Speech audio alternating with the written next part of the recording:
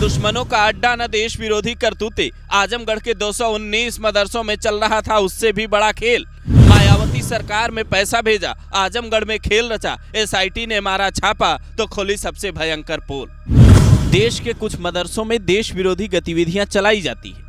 कई मदरसों पर बुलडोजर एक्शन भी हुआ है, लेकिन आजमगढ़ के 219 मदरसों से जो कुछ मिला है उसे सुनकर पैरों तले आपकी जमीन खिसक जाएगी। वहां के जो कागजात हैं वो हैरान करने वाले हैं। ये मदरसे करीब 15 साल से ज्यादा पुराने हैं, जिन्हें साल 2009-10 में मायावती सरकार में भर भर कर अनुदान भेजे गए, लेकिन साल 2017 में जब सीएम योगी की टेबल पर इनकी शिकायत पहुंची और जांच करवाई गई तो जांच में पता चला 313 मदरसों में बड़ा खेल चल रहा था, जिसमें 219 मदरसों पर अब ताला लटकने जा रहा है। करीब 5 साल तक चली जांच में 5 बड़े खुलासे हुए।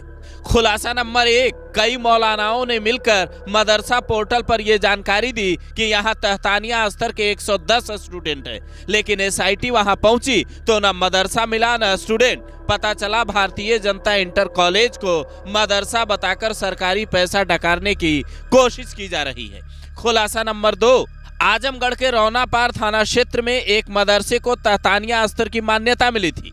मौके पर एसआईटी टीम गई तो पता चला मदरसा पोर्टल पर जो 3 कमरे लिखे थे उनकी जगह यहाँ 3 शटर नुमा दुकानें बनी है। इन्हीं पर मदरसे का बोर्ड और ब्लैक बोर्ड लगा था। छात्रों की संख्या 140 लिखी थी, लेकिन मौके पर एक भी छात्र नहीं मिला। खुलासा नंबर 3, मदरसा दरसगाह अरबिया चांदपट्टी रौनापार का जायजा लेने जब टीम पहुंची तो जो देखा उसने होश उड़ा दिए। मदरसा पोर्टल पर तहतानिया स्तर के 3, फौकानिया स्तर के 3 कमरे दिखाए गए। एक प्रधानाचार्य का कमरा और एक लाइब्रेरी भी दिखाई गई थी, लेकिन मौके पर न स्टूडेंट का कमरा मिला न लाइब्रेरी मिली। प्रधानाचार्य की तो बात ही छोड़ दीजिए।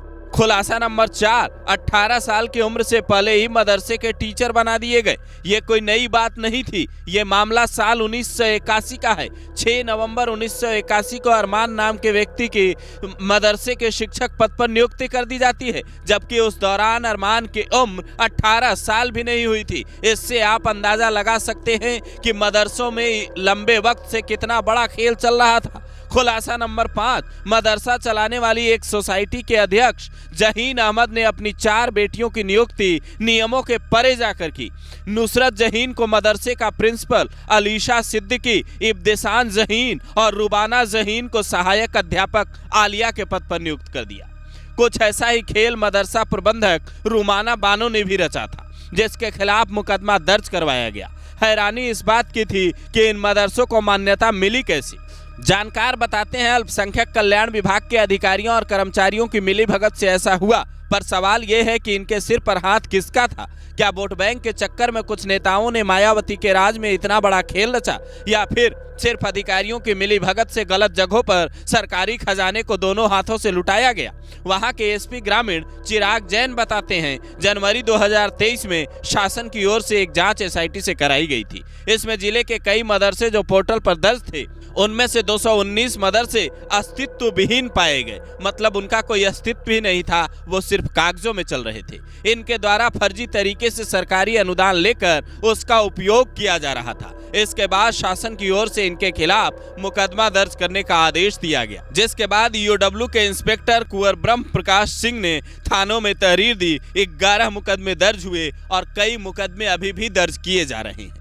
ये मामला इसलिए भी बड़ा हो जाता है क्योंकि बीते साल आजमगढ़ के मदरसे से पढ़े रिजवान नाम के एक लड़के को पुलिस ने गिरफ्तार किया था, जिसके विदेशी तार जुड़े मिले थे। वो अपने साथियों के साथ मिलकर त्योहार के मौके पर कुछ बड़ी साजिश को अंजाम देने की प्लानिंग रच रहा था, पर उससे पहले ही सुरक्षा एजेंसियों ने उसे धर दबोचा, जिसके बाद सवाल उठ रहे हैं कि ऐसे मदरसों का क्या होना चाहिए? असम की हेमंता सरकार की तरह बुलडोजर चले या फिर योगी बाबा को कोई और विकल्प ढूंढना चाहिए?